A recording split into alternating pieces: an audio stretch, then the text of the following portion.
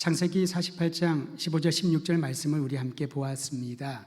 저는 오늘 말씀을 준비하면서 야곱의 축복이란 제목을 정했습니다. 야곱을 우리는 잘 알고 있지요. 그의 생애는 변화무쌍했습니다.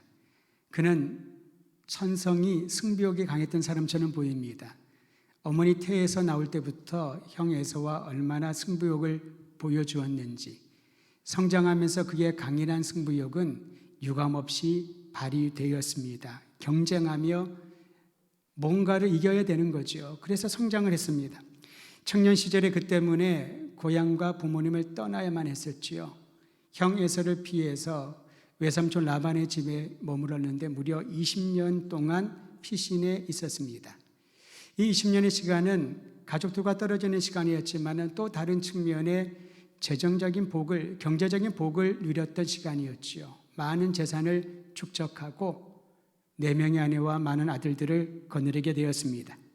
이제 고향으로 돌아와 형 에서와도 극적인 화해를 하며 정착하게 되었습니다. 이제 여기서 행복하게 살라만 남았구나. 그런데 여러분, 그의 인생에 특히 노년에 심각한 기근이 생겼지요. 그 기근 이전에 사랑하는 아들 하나를 잃어버리는 아픔도 겪었습니다. 애굽의 고센 땅으로 이주한 야곱은 17년 동안 애굽에 머물면서 가족들과 함께 살았었습니다. 오죽하면 자신이 자기의 인생을 이렇게 말했을까요? 나는 나그네와 같은 인생을 살았다고. 그도 그럴 것이 20년 동안 고향을 떠나 있었고요. 또다시 기근 때문에 17년이라는 시간 동안 고향을 떠나야만 했던 야곱.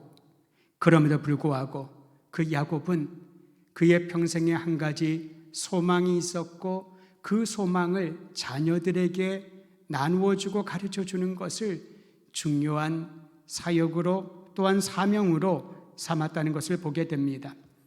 오늘 말씀의 배경은 다음과 같습니다. 이제 고령의 야곱이 자신이 죽을 날이 가까웠다는 사실을 직감하게 되지요. 그리고 아들 요셉을 부릅니다. 요셉에게 한 가지 청을 합니다. 유언과 같이 요셉에게 부탁했던 한 가지 청이 무엇인지 오늘 말씀 한 장 앞으로 가면 이렇게 기록되어 있습니다. 창세기 47장 29절과 30절 제가 읽어드립니다. 야곱이 요셉에게 말한 겁니다. 이제 내가 네게 은혜를 입었거든 청하노니 네 손을 내 허벅지 아래에 넣고 인애와 성실함으로 내게 행하여 애굽에 나를 장사하지 아니하도록 하라. 내가 조상들과 함께 눕거든 너는 나를 애굽에서 메어다가 조상의 묘지에 장사하라 라고 청합니다. 여러분, 이렇게 청했던 요셉은 누구였나요? 참으로 힘들고 어려운 그 시간들을 거쳐서 바로에 이어서 애굽의 2인자가 된 총리가 되었던 이가 그의 아들 요셉이었습니다. 만약 요셉의 아버지인 야곱이 세상을 떠난다면 얼마나 성대한 장례를 치렀을까요? 그를 위하여 거대한 무덤을 만들었을 것입니다. 그의 민족뿐만 아니라 애굽 사람들도 요셉의 아버지 야곱을 기억할 만한 그러한 아주 성대한 장례식을 치르지 않았을까요? 그런데 야곱은 그런 데 관심이 없었습니다. 그에게 있어서 그가 비록 애굽에 정착하여 생육하여 번성하는 복을 누렸지만은 야곱의 한 가지 소원은, 그의 마음은 항상 약속의 땅, 하나님이 말씀하시고 약속하신 그 땅을 바라보고 있었던 것이지요. 그러기에 요셉에게 부탁한 겁니다. 내가 이 땅을 떠나거든 애굽에 나를 장례하지 말고 나의 조상들이 묻혀 있는 그 묘지에 장사해 주기를 바란다, 장례해 주기를 바란다라고 부탁을 합니다. 이 간절한 요청에 요셉이 다짐을 하며 그렇게 하겠다고 말을 하죠. 저는 지나칠 수 있는 이 장면이 얼마나 큰 감동을 받는지 모릅니다. 아버지의 소원을 아들에게 얘기를 하고 그 아들이 아버지의 소원을 이루어가는 이 아름다운 과정, 이 과정 자체가 참으로 아름답게 여겨집니다. 여느 때 같으면 여러분 유언으로 남긴 얘기들이 많았겠지요. 재산에 대한 얘기도 해야 되겠고요. 아버지 야곱이 떠나면 혹여나 요셉이 자신을 힘들게 했던 10명의 형들에 대하여 안갚음을 하진 않을까, 좋지 않은 감정을 표출하지 않을까, 5만 가지 생각이 다 들었을 것입니다. 할 말들이 참 많았을 겁니다. 또는 내가 떠나지만 너희는 행복하여라, 우애 있게 살아라, 그저 행복한 나날을 보내면 좋겠다라고 하는 그러한 권면과 덕담을 하기도 했을 텐데 야곱의 청은 달랐습니다. 내가 평생 바라보며 내가 앙망하는 하나님의 약속의 땅에 나를 장사하여라. 그리고 그 소원을 요셉이 이루겠다고 다짐하고 실제로 이루어 드렸습니다. 저는 우리의 가정을 돌아볼 때에 부모와 자녀 간의 이런 아름다운 나눔과 부모의 그 마음의 소원을 들어줄 수 있는 아름다운 역사가 자녀들을 통하여 나타나기를 바랍니다. 그 모습을 보고 성장한 우리의 또 다른 자녀들이 이제 가족이 무엇인지, 부모님에 대한 사랑과 존경의 마음이 무엇인지를 배우며 살아가게 될 것입니다. 이 일이 있은 후에 또 다른 이야기가 이어집니다. 야곱의 병환이 더 중해진다는 소식을 들은 요셉은 이번에는 자신이 애굽에서 낳은 두 아들 므낫세와 에브라임을 데리고 아버지를 뵈러 옵니다. 요셉이 왔다는 전가를 들은 야곱은 자신이 지니고 있는 온갖 힘을 다 사용하여서 침상에 일어나 요셉과 두 손자를 맞이합니다. 병들어 노쇠한 야곱이 아들 요셉과 손자 므낫세와 에브라임에게 하고자 하는 한 가지 내용이 있었으니 그것이 바로 창세기 48장에 기록되어 있고 그 중에 축복의 메시지가 우리가 읽은 말씀인 겁니다. 야곱은 그들에게 자신이 평생 경험한 하나님께서 행하신 일을 생생하게 들려주었습니다. 자기가 어떻게 고생을 했는지, 얼마나 많은 경험을 했는지, 바단 아람에서의 경험과 고센에서의 경험과 그 힘든 인생의 여정을, 100여 년의 여정을 그는 얘기하지 않았습니다. 하나님께서 자신에게 행하신 일, 그 이야기를 후손들에게 들려주고 싶었던 거지요.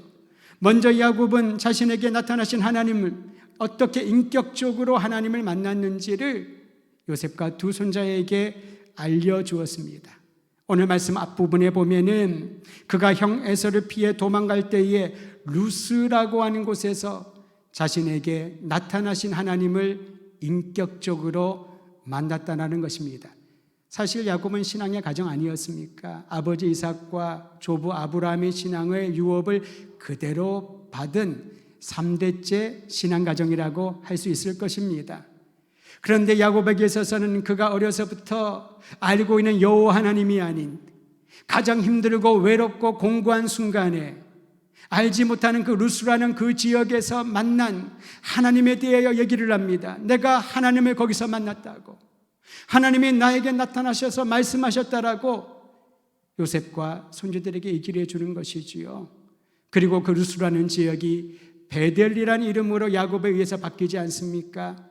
여러분, 베델은 하나님의 집이란 뜻입니다. 그저 모든 사람에게는 스쳐 지나가는 한 도시였던 루스가 이제 야곱이 하나님을 만남으로, 하나님을 인격적으로 경험함으로 그곳은 하나님의 집이 된 것입니다. 예배의 처소가 된 것이지요. 물론 그 당시는 성막도 없었고 성전은 당연히 없었고요.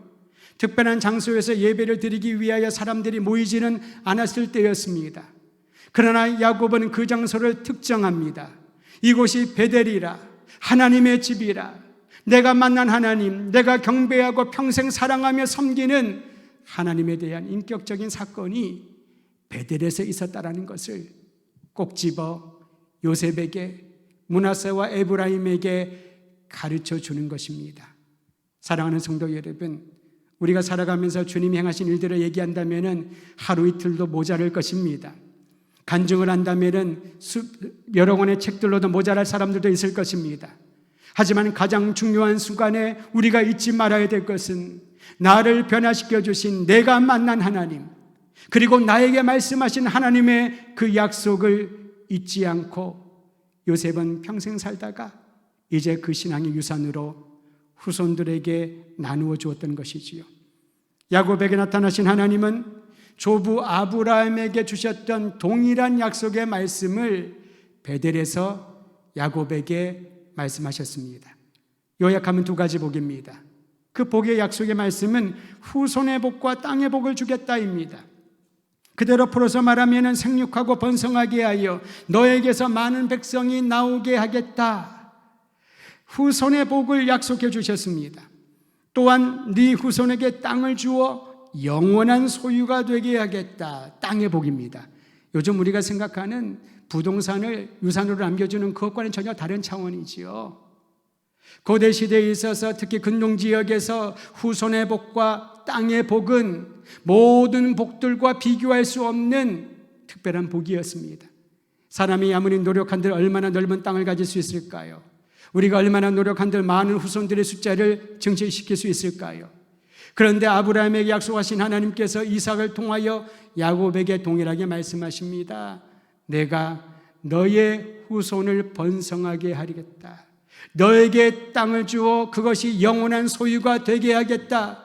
즉 땅을 얻겠다라고 후손들을 네가 더 번식하겠다고 애쓰고 노력하지 않아도 이것은 하나님이 너에게 준, 너의 후손에게 준 약속이라는 거지요. 야곱의 그 말씀을 듣고 얼마나 감격했을까요? 우리는 여기서 한 가지 중요한 영적인 원리를 배웁니다. 한 세대와 다음 세대를 연결하는 놀라운 복의 근거는 하나님의 약속인 줄 믿으시기를 바랍니다. 그러기에 후손들이 이렇게 기도하지요. 아브라함의 하나님, 이삭의 하나님, 야곱의 하나님이라고. 그들의 손자를 통하여 말씀하신 약속의 하나님께서 이제 그 약속을 잊지 않고 그들을 지키시고 보호하신다는 약속입니다. 저는 오늘 예배하는 모든 믿음의 가정 안에 하나님께서 주신 예수 그리스도 안에 주신 놀라운 구속의 약속, 우리를 위하여 행하실 하나님의 놀라운 능력의 역사가 여러분을 통하여 자녀들에게 전수되기를 간절히 소망하는 것입니다. 야곱은 애굽이란 현재에서 받은 복들을 말하지 않았습니다. 사실 고센에 내려와서 얼마나 두렵고 떨렸을까요? 애굽 사람들에게 히브리 민족은 그저 비교 상대가 안 되는 그 천민과 같은 그런 대상들이었습니다. 그런데 기근을 거치면서 그 문화 문명을 자랑했던 애굽 사람들이 속수문책으로 무너집니다. 자신감을 잃어버립니다. 우리가 내일은 살아있을 수 있을까? 우리에게 내년이란 시간은 올 수 있을까? 그런 두려움과 불안 가운데 살고 있을 때에 오늘 성경에 보면 야곱의 식솔들이 고센에 이르자 하나님이 그들에게 생업을 주시고 생육하고 번성하게 하였더라. 생업을 주시고 생육하고 번성하게 하였더라. 그것이 야곱이 살았던 현재였습니다. 그런데 야곱은 그 현재를 얘기하지 않았습니다. 오히려 과거에 말씀하셨고 나에게 나타나 말씀하셨고 지금도 역사하고 계시며 장차 인도하실 하나님의 미래에 대하여 요셉에게 두 손자에게 알려주었던 것이지요. 여러분, 우리에게 주신 가장 놀라운 복이 무엇일까요? 약속하신 하나님, 그 하나님은 어제나 오늘이나 영원토록 동일하신 하나님, 살아계신 하나님. 우리가 때로는 너무나도 분주한 일상 가운데 주님을 잊고 살 때에도 이 자리에 함께 하시고 임마누엘이신 하나님이란 사실이 가장 놀라운 복인 줄 믿으시기를 바랍니다. 자녀에 대한 부모의 마음은 시간이 지나도 사라지지 않는 것 같습니다. 이제 자녀가 성인이 되고 또 가정을 이루면은 걱정과 또 그들에 대한 염려가 없어질 것 같은데 부모님의 마음은 전혀 그렇지 않은 것을 봅니다. 그런데 여러분, 우리의 자녀들을 향한 하나님의 약속의 말씀을 붙들고 살아가는 부모님들은 그들의 인생에 주님 한 분만을 신뢰하는 아름다운 찬양으로 차고 넘치게 될 것입니다. 다음으로 야곱은 요셉의 두 아들이 하나님의 유업을 이어받을 것이라고 말합니다.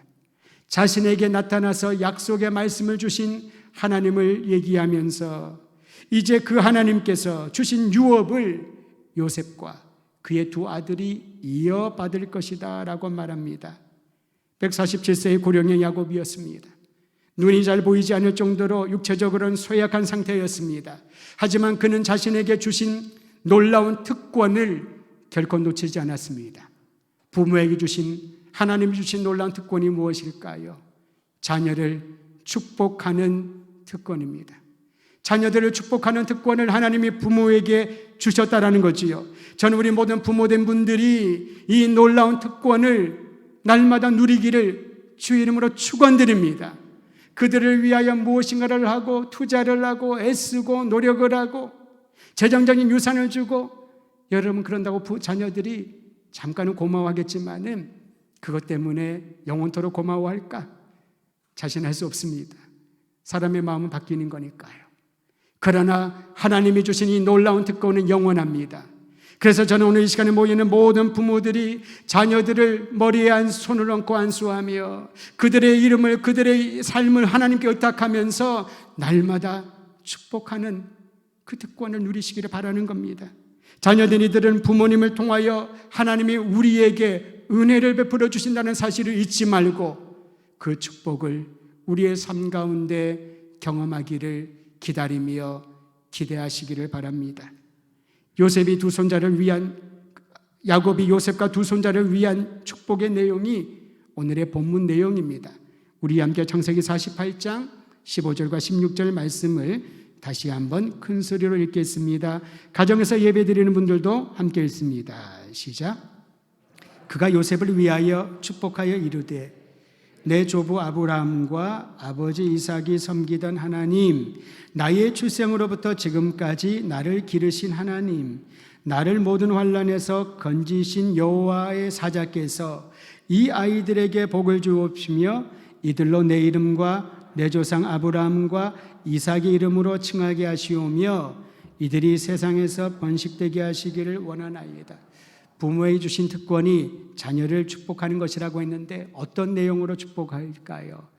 우리가 축복하고 기도하는 소원은 이런 것이지요. 자녀들이 좋은 학교 가게 하소서, 좋은 직장 취업하게 하소서, 좋은 사람 만나 행복한 가정을 이루게 하소서, 직장에서 인정받게 하소서, 그들이 이 세상에 공헌하는 사람이 되게 하소서, 그저 그 아이들의 앞길에 대로가 열리도록 형통하도록 위하는 축복의 내용이 우리의 전부가 아닐까 싶습니다. 근데 야곱의 축복은 우리가 구하는 축복의 내용과는 차이가 있는 것을 봅니다. 야곱은 먼저 자신의 신앙을 고백하면서 아이들을, 자녀들을 축복했습니다. 그의 고백은 철저히 하나님께 초점을 맞추고 있습니다. 내가 무엇을 했다, 내가 고생을 했지만 정말 최선을 다했다, 너희들도 아버지의 이 노력과 열정과 부지런함을 배워라, 그런 말을 하지 않았다는 거지요. 하나님께 초점을 맞추어 주고 있습니다. 다시 한번 들어보십시오. 내 조부 아브라함과 아버지 이삭이 섬기던 하나님, 나의 출생으로부터 지금까지 나를 기르신 하나님, 나를 모든 환난에서 건지신 여호와의 사자, 즉 하나님이 여호와의 사자를 통하여 주님께서 환난에서 건져주시고 보호해 주셨다라는 것이지요. 그의 모든 축복의 근원은, 그리고 목적은 하나님께 초점을 맞추고 있었던 것입니다. 여러분, 우리가 많이 부르는 찬송 중에 찬송가 301장, 옛날 찬송은 460장으로 기억합니다. 지금까지 지내온 것 주의 크신 은혜라. 나를 향한 주의 사랑, 한량없는 사랑을 어찌 이루 말하랴. 자나깨나 주의 손이 나를 지켜주시니 주님께서 우리를 형통하게 하신다는 그런 감사의 찬양을, 찬송을 많이 부르지 않았습니까? 어쩌면 그 찬양의 가사가 오늘 48장 15절의 내용과 비슷한 부분들이 있는 것처럼 보입니다. 나의 할아버지, 나의 아버지가 섬기던 하나님이 내가 섬기는 하나님이요, 나를 지금까지 지켜주시고 나를 보호하시고 길러주신 분이 목자이신 하나님이시요, 내가 고통 가운데 환난에 빠져 있을 때에 나를 구원하신 분이 하나님이시니 그 하나님이 너희를 지키시고 보호하시고 형통케 하시기를 기원하노라. 우리의 자녀들을 위하여 이 축복의 기도를 잊지 말고 하기를 바랍니다. 야곱이 이렇게 자녀를 위하여 축복하며 기도할 수 있었던 것은 하나님을 신뢰하는 믿음이 있었기 때문에 그렇습니다. 내가 할 수 없는 영역, 내 손이 닿지 않는 그 영역까지 하나님께서 다 살피고 계신다는 거지요. 전에도 한번 제가 이런 얘기를 한 적이 있는데요, 우리 젊은 부부들이 자녀들을 양육하고 교육하는 데 보면은 지극정성입니다. 많은 희생을 합니다. 예전에 부모님이 희생하는 방식과 요즘 젊은 부모들이 희생하는 방식은 조금 달라 보입니다만은 자녀를 사랑하고 그들의 미래를 걱정하는 마음은 동일하지 않을까 싶습니다. 여러분, 우리가 한 가지 기억할 것은 아무리 염려하고 많은 것들을 투자하고 많은 것들을 지원하고 우리의 가진 모든 에너지를 자녀들의 미래를 위하여 쏟아붓는다 하더라도 하나님이 함께하지 않으시면은, 주님이 그 문을 열어주지 않으신다면은 우리의 자녀들이 복의 근원이요 형통케 하시는 분이 하나님이란 사실을 모를 것입니다. 자기가 잘해서, 부모의 지원이 충분해서, 또는 운이 좋아서 그렇게 됐다라고 말하지 않을까요? 야곱은 그러한 모든 생각들을 원천 봉쇄하는 것처럼 보입니다. 복의 근원은 오직 살아계신 하나님이시니, 하나님 그들을 보호하소서, 그들을 지켜주소서, 구원하소서. 우리의 자녀들이 오직 하나님만을 사랑하는 자녀 되게 하여 주시옵소서. 역사의 주관자이신 하나님께서 자녀들에게 복을 내려주시고 그들이 하나님만 섬기기를 원하나이다. 그의 축복에는 이러한 기도가 담겨 있습니다. 뿐만 아니라 야곱은 요셉과 에브라임과 므낫세를 위하여 축복을 하면서 16절 중반부와 하반절에 보면은 매우 구체적인 그런 내용의 기도를 주님께 올려드리며 축복을 합니다. 16절 중반부를 제가 읽어드리지요. 이들로 내 이름과 내 조상 아브라함과 이삭의 이름으로 칭하게 하시오며, 자, 이 말을 조금 더 쉽게 번역을 하면 다음과 같습니다. 나의 할아버지 아브라함과 아버지 이삭과 야곱의 이름이 에브라임과 므낫세의 인생에서 기억되기를 원하나이다. 불려지기를 원하나이다. 제가 어렸을 때 할아버님이 저를 불러놓고, 제가 장손이었거든요. 주기적으로 족보를 가르쳐 주셨습니다. 제가 뿌리가 어디이고 우리의 선조가 어떤 분이셨는지를 다 이렇게 가르쳐 줬는데 지금 많이 잊어버렸습니다만은, 우리의 선조들이 뿌리를 가르쳐 준다고 하는 것은 정신을 지켜가라, 조상들의 정신을 지켜가라, 가문의 정신을 지켜가라, 그러한 뜻이 아닐까 싶습니다.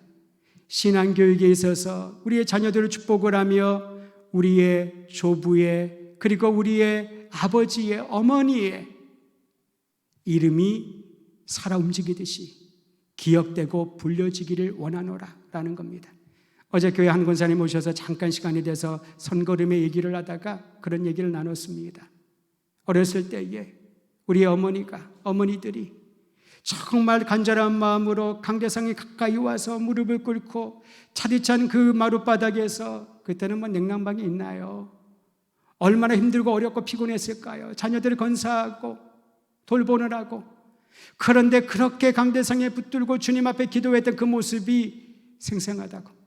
최근 어떤 선배 목사님과 만나면서 그런 얘기를 했습니다. 그분들은 4대째 목회자 가정인데요, 참 목사님 대단하십니다, 훌륭한 가문입니다 했더니 하시는 말씀이, 내가 이렇게 목회하는 것을 돌아보면은 우리 아버지가, 우리 할아버님이 그렇게 눈물로 기도하며 주님을 섬겼던 그 아름다운 덕이 지금 나에게 있어서 나의 자녀에게까지 지속되는 것 같다라고.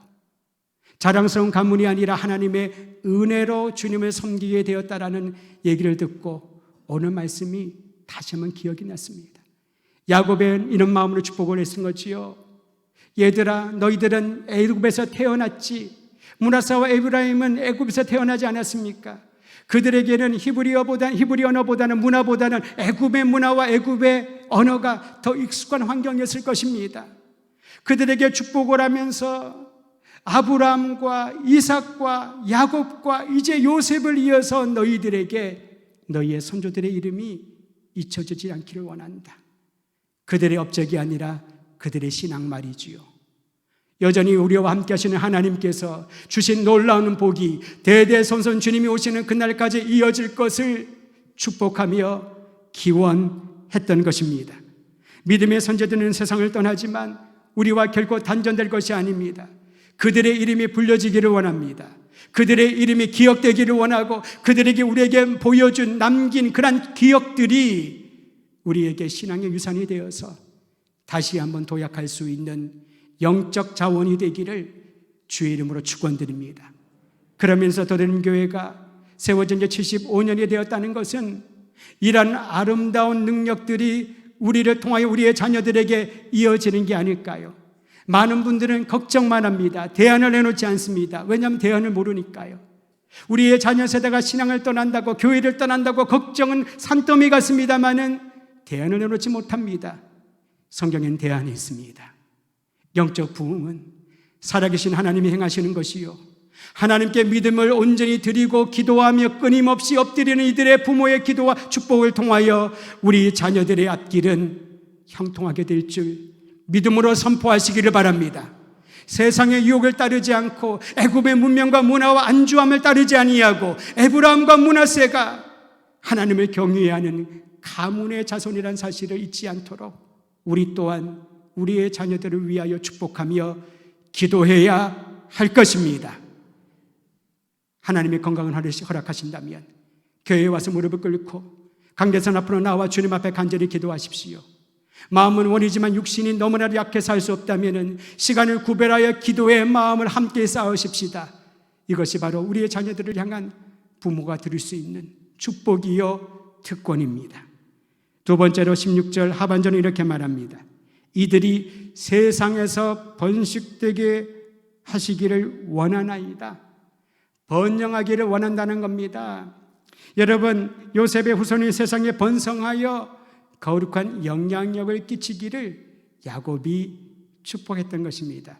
사실 여러분, 인구는 굉장히 중요하지요. 미래 인적 자원이 고갈될 때에 국가적인 문제가 생기기 때문에 저출산이 사회 문제가 대두되어서 재정이라든가 국가 차원의 정책들을 얼마나 세우는지 모릅니다. 그런데도 계속 하향 곡선입니다. 얼마나 많은 얘기들을 하나요? 대책들을 얘기를 합니다. 이를 위한 단체들도 만들어졌습니다. 저출산 대책본부 그런, 예를 들면 그런 이름의 말이지요. 그런데 어떤 자녀들은 자녀들을 갖기를 원하지만 어떤 부부들은 아직까지 아기들이 없는 가정들도 있고요. 또는 본인이 개인적인 생각 가운데 아예 자녀를 갖지 않기로 결정한, 포기하는 그런 이들도 점점 늘어가는 추세입니다. 물론 다양한 정책들이 필요하겠지요. 그런데 여러분, 오늘 야곱의 축복이 우리 모든 부모 세대의 축복이 되기를 원하는 것입니다. 하나님, 염려가 많습니다. 자녀 키우기 힘들다고 합니다. 우리의 자녀들을 복 주셔서 그들이 번성하게 하소서. 그들의 수가 이 땅에 넘쳐나게 하시고 거룩한 영향력을 끼치게 하옵소서. 우리가 자녀 교육 얘기할 때마다 유대인 교육을 그렇게 얘기를 많이 하는데 말만 하고 아무도 적용을 안 하더군요. 유대인은 유대인이고 우리는 우리 방식대로 일이 있다고 아무리 세미나를 해도 그걸 잘 적용을 안 합니다. 사실 유대인들을 보면 여러분, 놀라운 것은 이 축복의 연장선에 있다라고 봅니다. 물론 숫자적으로는 그렇게 많아 보이진 않지만은 그들의 영향력은 정치, 경제, 사회 모든 영역에서 세계적으로 여전히 지대하다고 할 수가 있지요. 야곱의 축복이 이루어진 것을 봅니다. 저는 우리 자녀들이 이러한 마음으로 우리가 축복하며 기도할 때에 신실하신 하나님께서 응답해 주실 줄 믿습니다. 하나님, 우리의 자녀 세대가 번식하게 하소서, 번영하게 하소서, 세상에 영향력을 끼치게 하여 주시옵소서. 그 아이 하나가 가는 곳에 100명이 회심하고 그들을 통하여 또 다른 10,000명이 회심하고 주님을 보게 하소서. 하나님을 경외하는 아름다운 세상을 만들어가게 그들을 사용하여 주시옵소서. 야곱의 축복이 오늘 예배하는 모든 부모님들의 삶 가운데 동일하게 적용되어 주님 배울 때 잘하였다, 신실했구나, 귀한 일을 끝까지 마무리했구나, 육신이 약하고 고령이 있어도 여전히 마지막 순간까지 하나님만을 신뢰하며 그 유산을 남기고 왔구나 칭찬받는 우리 모든 부모 세대 되기를 주의 이름으로 축원드립니다.